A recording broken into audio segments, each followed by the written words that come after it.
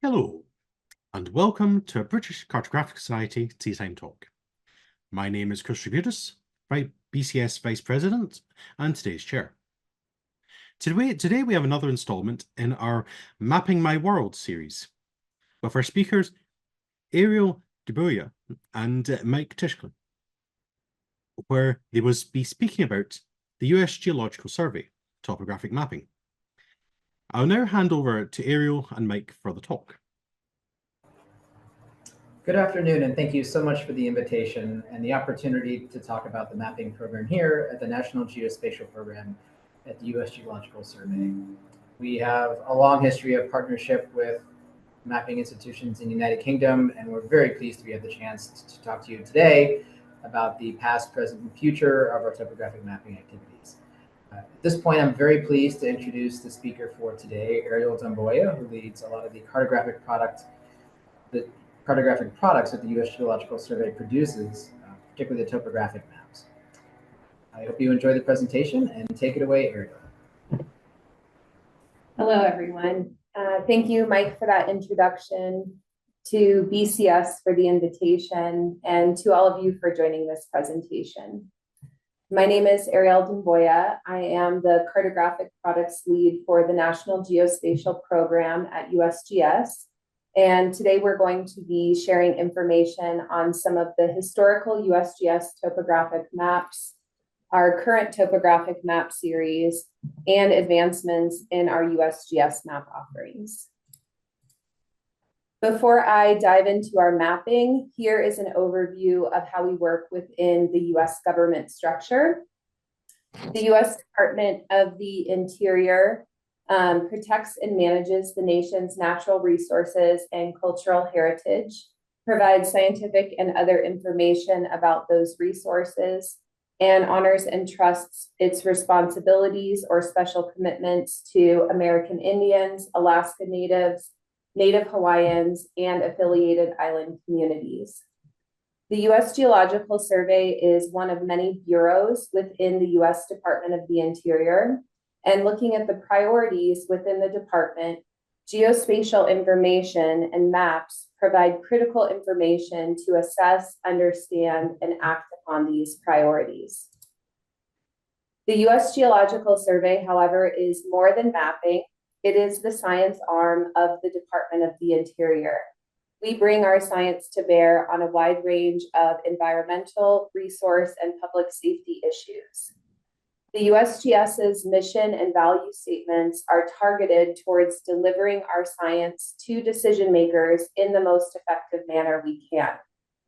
Today, we continue to lead this charge in the digital information age, delivering foundational science, data, and Earth remote sensing systems.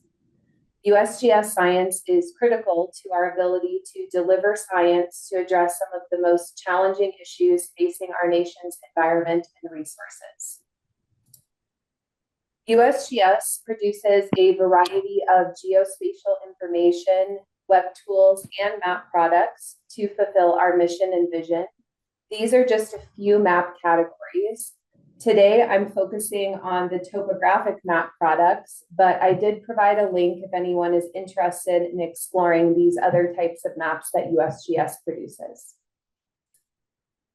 The mission of the National Geospatial Program, which is where I work, is to provide national topographic information to advance science, support government, enlighten citizens, and enable decision-making. We do that by providing a foundation of digital geospatial data representing topography, natural landscape, and the man-made environment of the United States. The National Geospatial Program has many components, which include the national map, the 3D elevation program, geographic names, 3D hydrography program, to name a few. But today I'll be focusing on the national map, which forms the basis for our topographic maps. The USGS was entrusted with mapping the nation in 1879 to help us understand our lands and resources, and USGS has been the primary civilian mapping agency of the United States ever since. This heritage was largely established by John Wesley Powell, who was the second director of USGS. USGS topographic maps fall into three primary categories. We have the historical topographic map collection, which is a set of scanned images of USGS topographic quadrangle maps that were originally published as paper documents. US Topo is the current USGS topographic map series for the nation. These are modeled on the legacy 7.5-minute maps, but are mass-produced from GIS databases of the national map and published as digital documents. And then we have on-demand topos, which are USGS-style topographic maps, which are created using the Topo Builder application. These maps are generated upon request using the best available data from the national map and offer many customizations, such as choice of format, area of interest, and national map content. Now I'll go into some more information about our historical topographic map collection. From the 1880s through the advent of computer technology, topographic maps have served as the essential instrument for the integration and analysis of place-based information.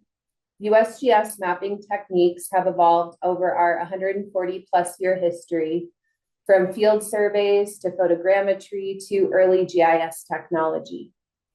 This history is what forms the basis of the technology behind our historical topographic map collection.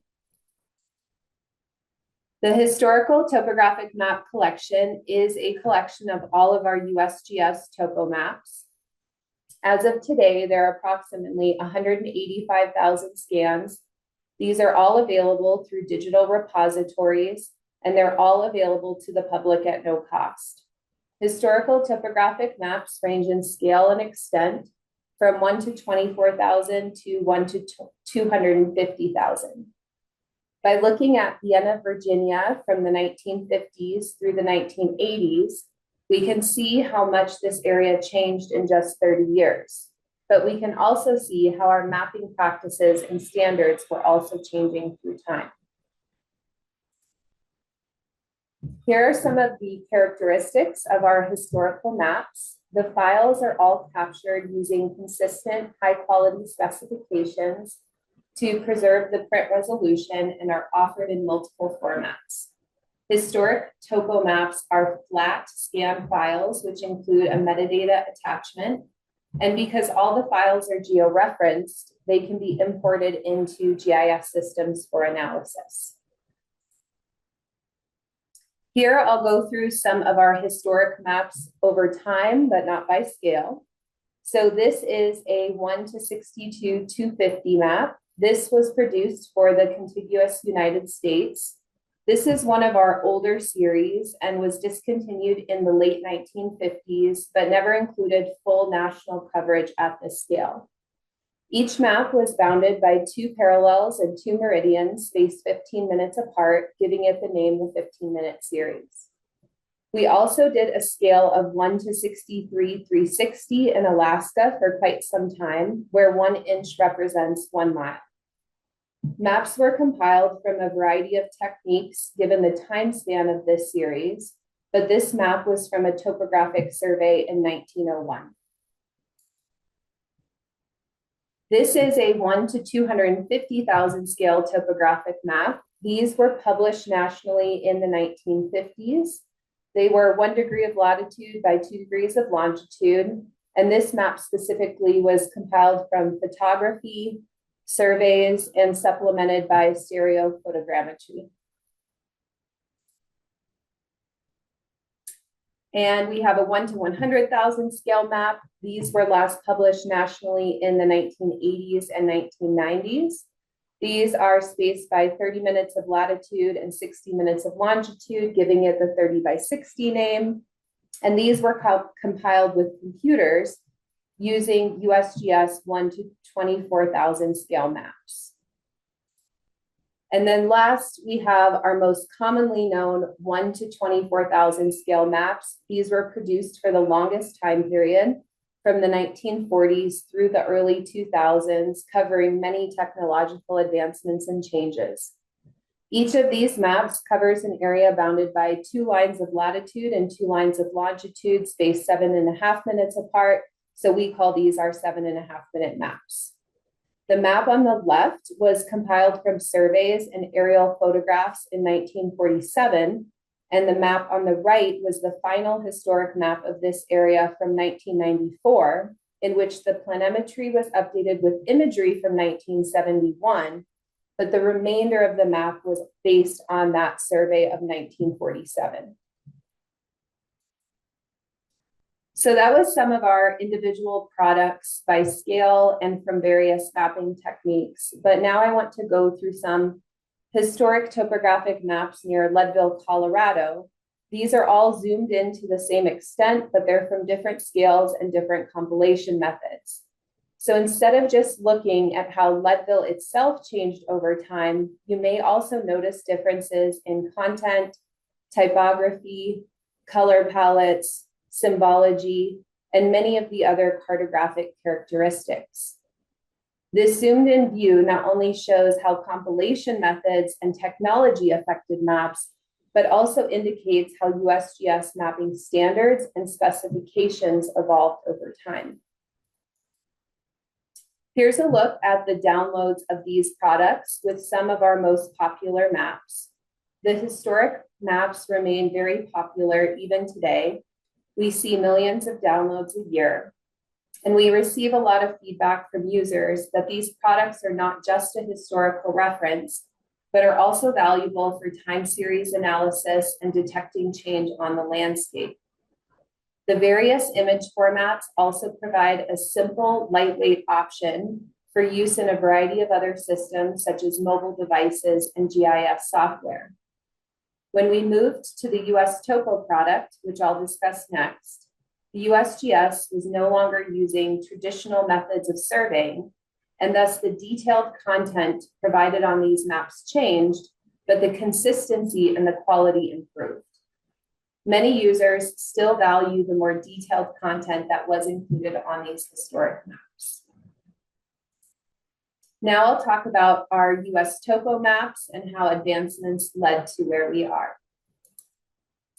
Prior to the US Topo program, although mapping with computers had began, all maps were still handmade. Our US Topo program was a transition to a digital production that leveraged process automation through modern GIS and server infrastructure to a distributed cloud environment. This enabled the use of big data and relational data. With these technology advancements, USGS was able to streamline and stabilize our production to create more consistent products. This also meant our cartographic content was supplied from the national map databases. So features that were once recorded by direct field observation are not included on the US Topo maps because they're not part of our national public domain databases. This is a history of the US Topo product. So these were publicly launched in December of 2009. In 2013, the first maps outside of the continental United States were added.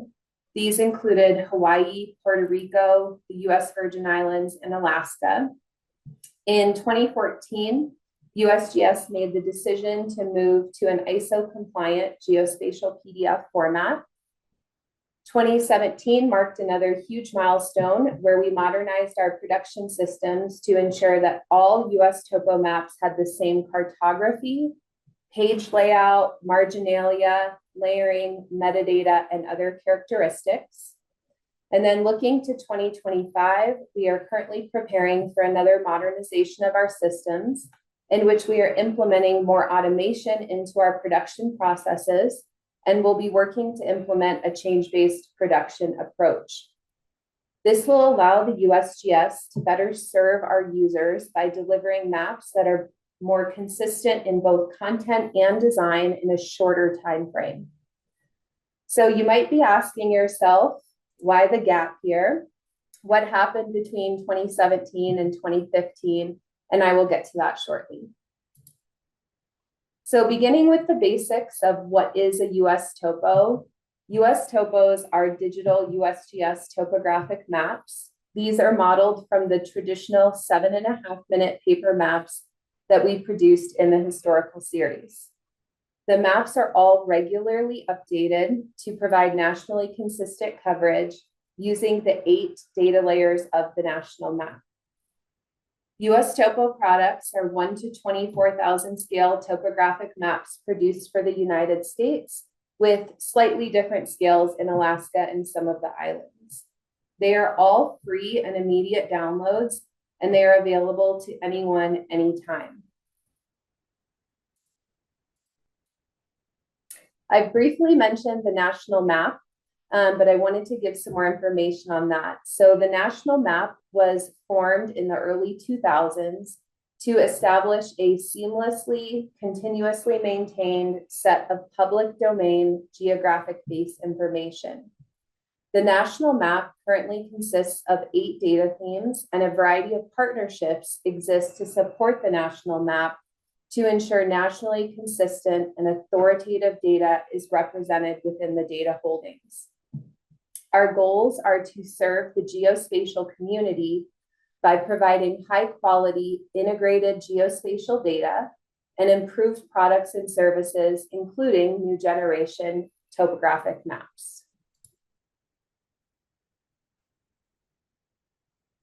The 8 layers of the national map are elevation, which is used to generate contours and shaded relief, hydrography, geographic names, land cover, boundaries, transportation, structures, and imagery. Ultimately, these 8 base layers come together to create the content that's found on all modern USGS topographic maps. I've already mentioned this, but I want to emphasize that the national map is not static. We are continuously working internally and with our partners to improve our data quality, content, and diversity to meet the needs of our evolving priorities and challenges on the landscape. GIS-based cartography and remotely collected source material really enabled our automated processes and decreased our map production time from hundreds of hours to about a day. This was vital to our ability to deliver the nationally consistent authoritative maps on that regular schedule.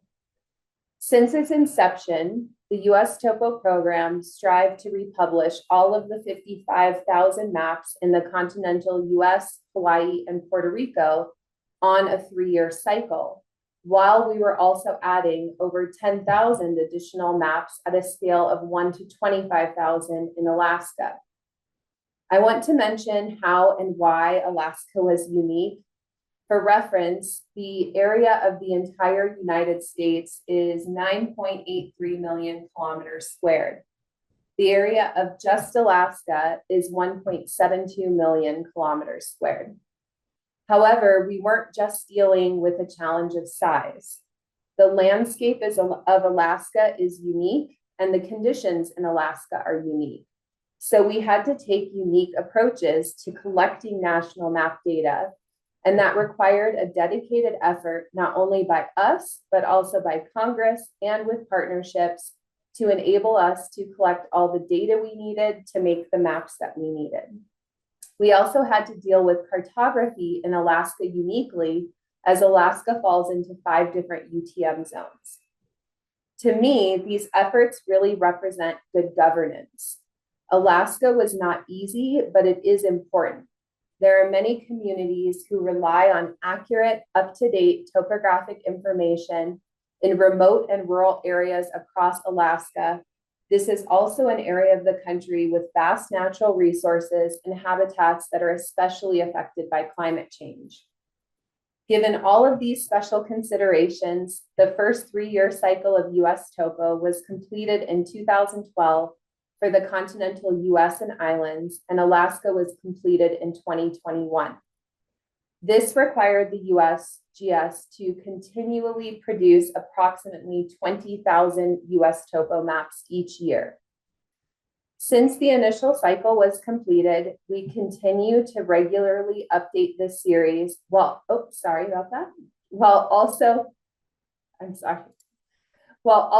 adding value through enhanced content. Here are some of the characteristics of our US topo maps.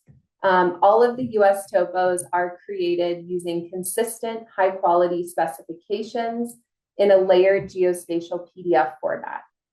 The metadata includes information specific to that map. So for example, if there are no wetlands within the map extent, that information will not be included in the metadata.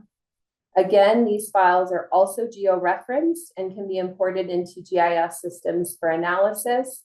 And because of the geospatial PDF format, there are some limited interactive capabilities in that PDF file.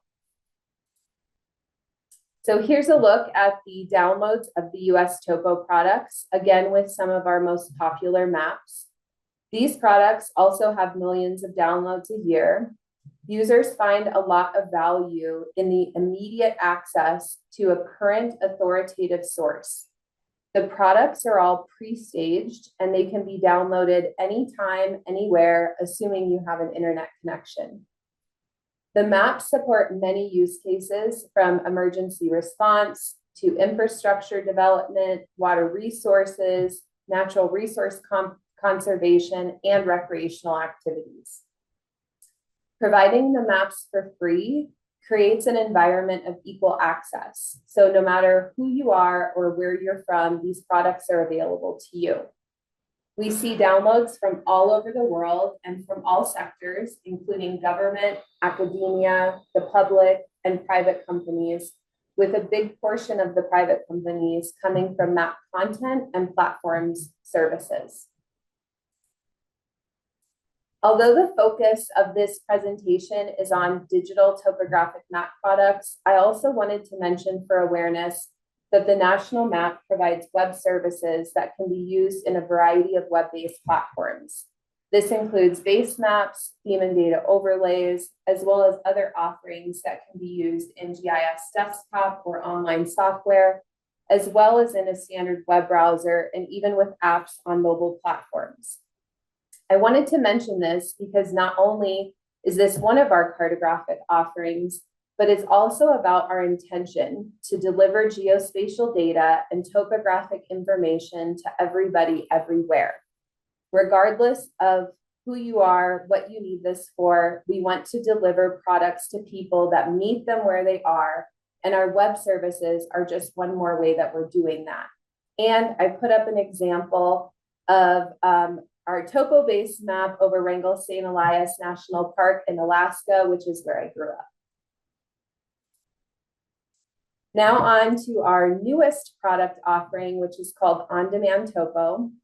So in early 2022, the US Geological Survey launched a new topographic map production system, which for us represents the next generation of topographic mapping. The foundation of the US Topo modernization is what set the stage for this product offering, which is really building on top of that server infrastructure to a distributed cloud production with big data that is enabling us to rapidly disseminate data and products to end users in a fully automated environment. This system allows users to request custom topographic maps and receive the map by email, typically in less than 24 hours. This is the timeline for the On-Demand Topo project. So if you remember that gap, well before we launched On-Demand Topo, the USGS was laying the foundation for the release of our newest product. In 2022, Topo Builder started as a pilot project. We initially wanted to see what adoption would look like and understand more about how interested our users would be in the custom on-demand map offering. Initially, we had the 7.5-minute topo and a few customizations, which we added over the course of the pilot year. In 2023, due to the success of the pilot, we decided to end that and make Topo Builder and the associated on-demand topo maps a permanent offering from our program. In 2024, we released the 100K Topo product, which was the first USGS topographic map offering at this scale since the 1990s. Looking forward to 2025, we are currently developing a 1 to 25,000 scale thematic map focusing on recreation features, and that will also be made available to the public. So Topo Builder is the web-based application that enables users to request the customizable USGS topographic maps. Users can request maps when they want, where they want, at multiple scales, and with the data and content they want. The delivered map product is what we call an on-demand topo, and that is available in addition to our staged US topo maps. The on-demand topo does not replace the US topo series, but supplements it by allowing users to access the most up-to-date data in an on-demand customizable environment. Before I talk about the products more, I want to do a quick review of what you get with an on-demand topo and why these are so unique. So shown here is a popular place called Horseshoe Bend. This is within the Glen Canyon Recreation Area on the Colorado River. US topo maps are split up around the bend, but what if a user wanted to see it on a single map? So with on-demand topos, users can center their map over their area of interest and get all the information they need on a single map sheet. Here are some of the characteristics of our on-demand topo maps. They are available as both standard quadrangles and custom extents. We use the best available national map data, meaning it's what's in our data holdings at the time the user requests that map.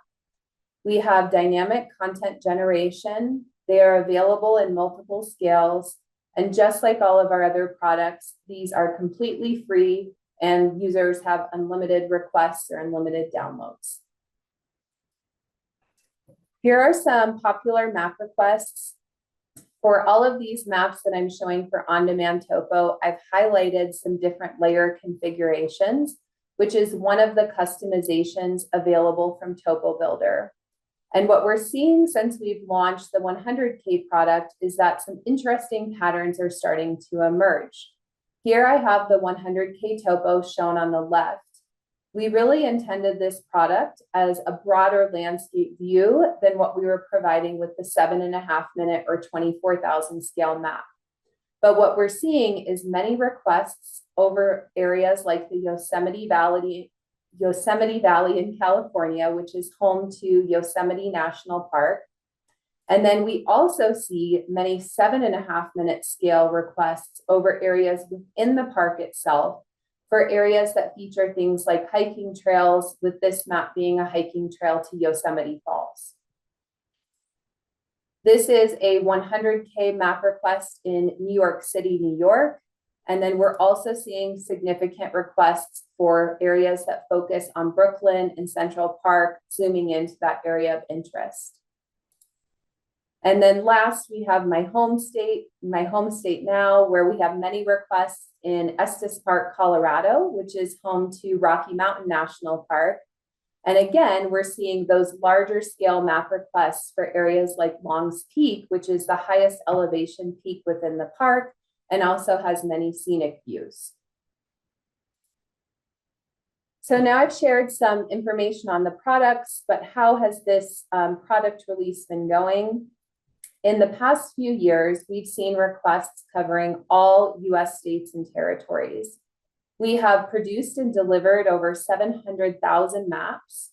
And if we look back at the history of our program, with the advancements in technology, with how we've been able to improve our production cycles from years to months to weeks to days, now to hours, we're now able to deliver high quality custom map products to users in less than a day. And again, these maps are where they want and how they want. So this is just one more way for USGS to deliver topographic information to those who need it in the form they can use it. Our goal is to ensure that our science meets the needs of the nation, our customers, and decision makers at all levels. I've talked about what makes on-demand topos unique, but I want to take a moment to talk about why this matters within the USGS and within the federal government. What we're doing now with Topo Builder is more than just getting maps into users' hands. And it isn't just about mapping the nation. It's about how we can use the rich history and expertise of topographic mapping at the USGS with advancements in technology to really improve and address user needs in a rapidly changing world. We're focused on the value add that our map products can provide. We want to make an impact. We want our products to make a difference to those who use and need them. This was and continues to be the driver for our future product and content development plans. So we've looked at where we've been and we've looked at where we currently are, but what does the future hold? Artificial intelligence, or AI, is really the next stage of innovative technology. Within geography and cartography, we call this GeoAI. GeoAI capabilities can use deep learning to simultaneously operate multiple machines with large amounts of data to serve geospatial information. This has major applications and implications to improve modeling, planning, mapping, resource allocations, and decision-making. We have a team of researchers within USGS that are looking at GeoAI, and I'm really excited to see what the application of this technology can and will mean for the USGS and our mapping program. As I wrap up, I wanted to share a few resources to help you learn more about the USGS National Geospatial Program, the national map, and our topographic maps. By visiting the National Geospatial Program website, you can find information on all national map data and activities, all of the topographic map products that I covered today, but we also have fact sheets, user guides, product standards, and even help and training videos. There are multiple USGS sites where topographic maps can be downloaded. From TopoView, historical topographic maps can be viewed and downloaded at no cost. Topo Builder is where you can build your own on-demand topos. The National Map Downloader, or TNM Downloader, is our primary application for searching and downloading maps and digital geospatial data of the national map. And then we have the USGS Store, which has several search and download features. They offer free downloads, but also sell printed maps. And they also have many maps and USGS publications that are not included in either the US Topo or Historical Topographic Map collection. So thank you so much for your time and attention. I hope you all have an opportunity to explore the variety of topographic maps, data, and resources available from the USGS. Now I'd like to pass it back to Christopher to facilitate our Q&A session. Thank you very much, Ariel, for the talk. Jane, another interesting talk, and I'm sure we'll have quite a few questions that come from the audience. So as usual, if you wish to just put your questions in the chat, we'll happily work our way through them and see where we can get to. Okay, and we've got a question right at the outset. I was just wondering, what is the interaction with what interaction is the interaction with the USGS and NOAA in this charting role, potentially in the ultra areas or in rivers or lakes, and also what effect digitization digitization will have on tracking local and global trends such as land usage changes and climate change? Thank you for that question. So I'll answer the first one, and then I might turn it to Mike for the second one. So we do work with NOAA quite a bit. As of right now, NOAA generally handles anything that's offshore. So we're looking at everything that's internal to the US. So our topographic maps only include areas internal. So we don't have any bathymetry data, coastal bathymetry data on our maps. However, our 3D hydrography program is looking at adding topography data so that we can have that for rivers and lakes in the future. But that is something that will probably take many years for us to implement and incorporate. Thanks, Ariel. I'll also add that NOAA is a rather large agency. In addition to the work that they do on the coastal areas and in lakes, they also have a component called the National Geodetic Survey, which is responsible for the geodetic infrastructure of the United States. And we work very closely with them, particularly in Alaska, when they're trying to improve the geodetic framework to make sure that our maps are as accurate as they can be. And they also provide shore break lines and some other geospatial information, but we are certainly longtime partners with NOAA. For the second question, I think the answer may be less about the digitizing of data than it is the frequency with which data is collected. When you're trying to determine changes to the climate or other factors that might be changing the landscape. A good example is how the contours come to be in the topographic maps that Ariel just described. We have a program that's about a decade old now called the 3D Elevation Program that collects LiDAR, high resolution elevation data from coast to coast. Alaska's a little bit different. There's no better instrument for capturing the detail in the landscape.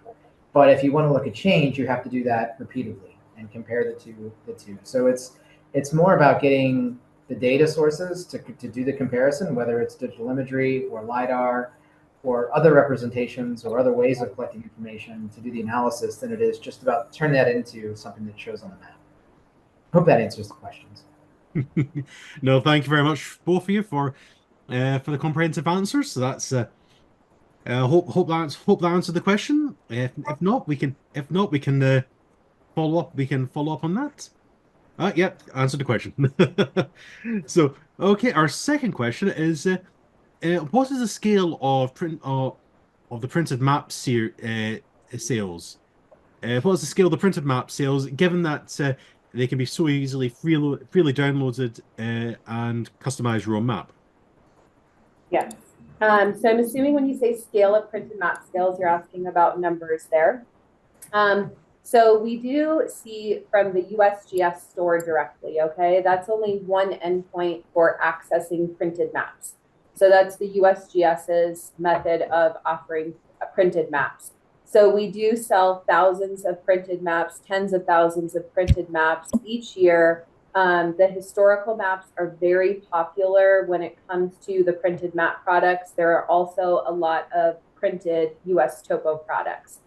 However, one of the things that's really important is how we kind of offer the free access.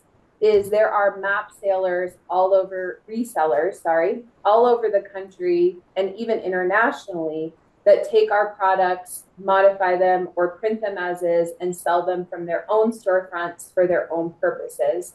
So we kind of offer that up. Anybody's allowed to take the maps and reuse them or resell them for their own purposes. And so I don't have numbers on those printed sales, but I know that is something very popular with private companies.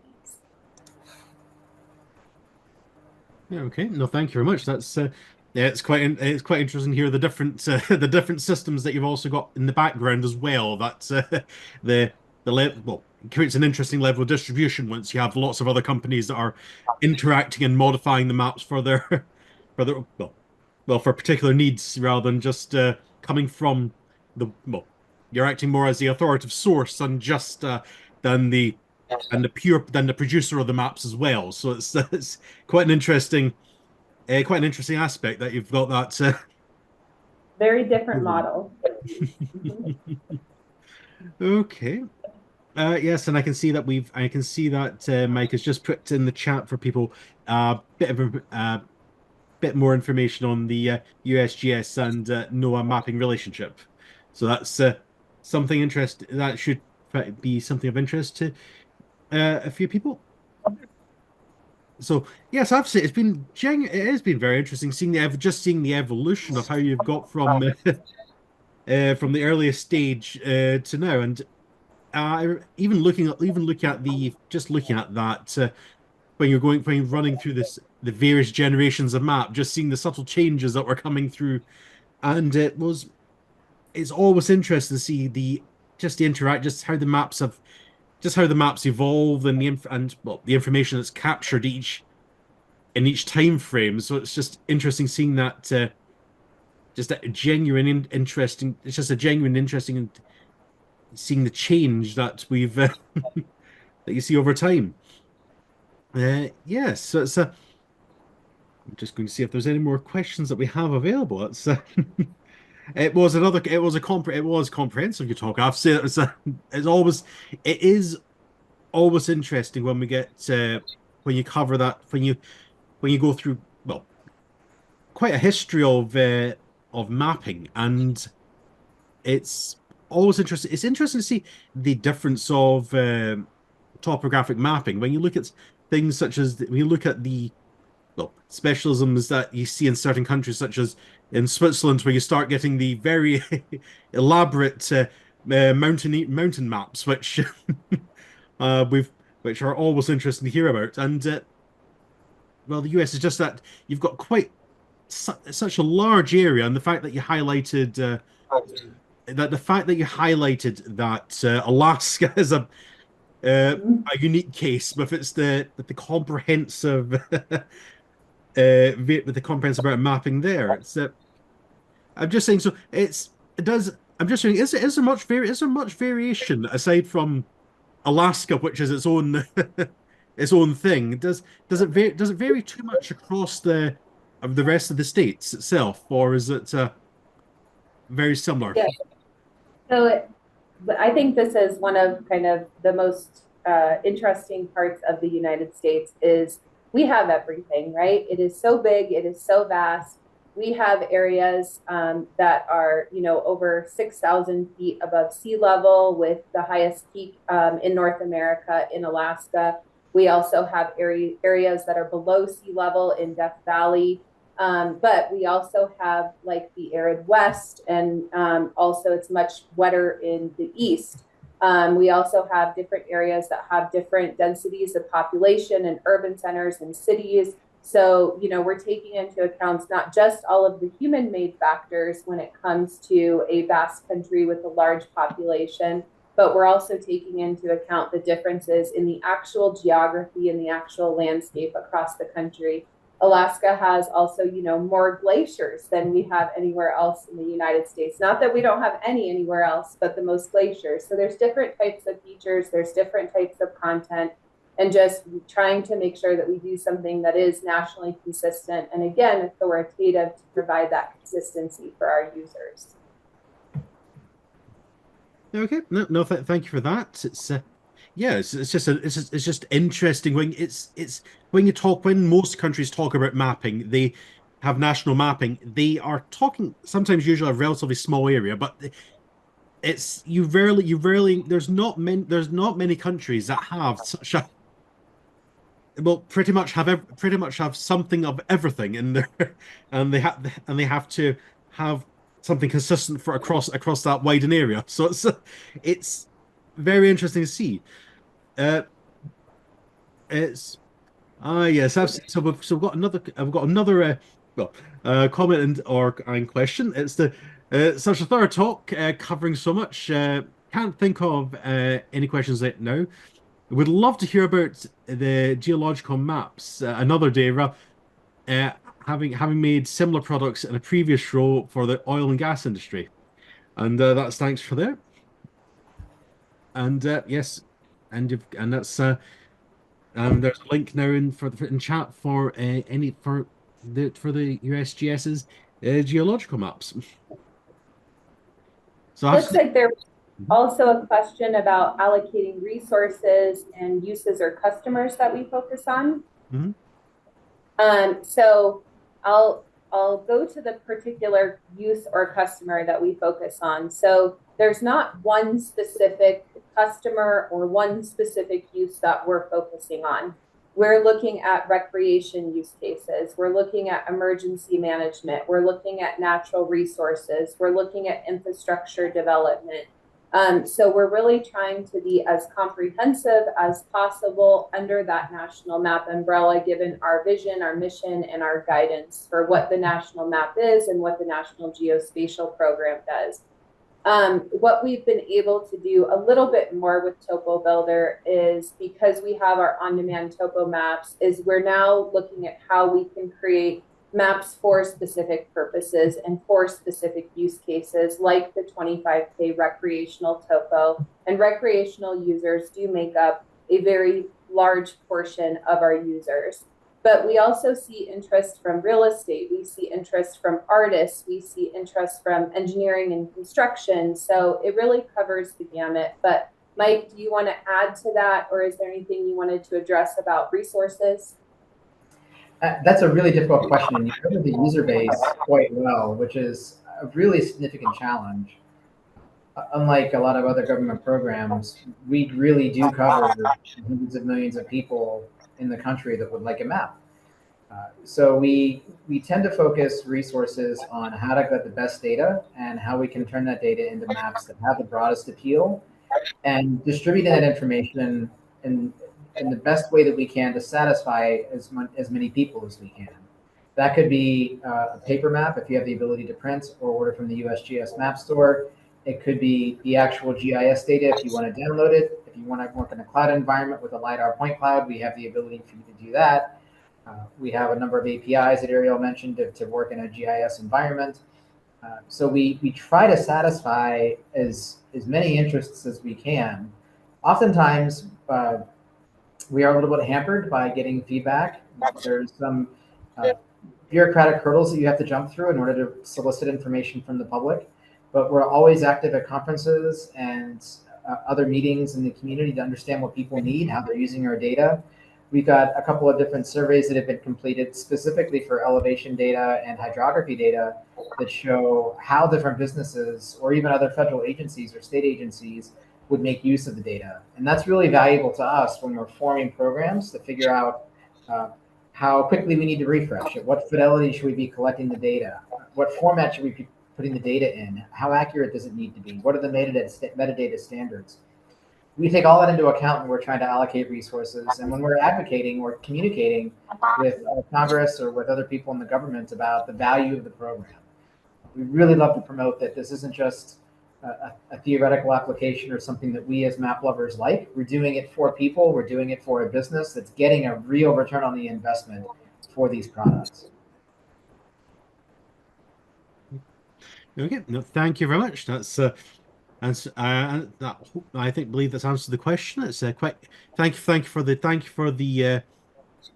detailed answer. It's always interesting. It is always interesting learning how other countries operate. All these different all these well, just how you operate as mapping agencies, and and it's always interesting how the public use your maps as well. It's just so it's that is offered a very interesting insight, and I want to thank you very much for that. So I'll just bring the talk to a close. So again, I want to thank Ariel and Mike. Thank you very much for the talk, and thank you for answering the questions of our audience. I want to thank you. I want to thank everyone for joining us. It's always good having you to joining us for these talks, and I would like to invite everyone to join us next time for another Tea Time talk. But for today, I'd like to say thank you and goodbye.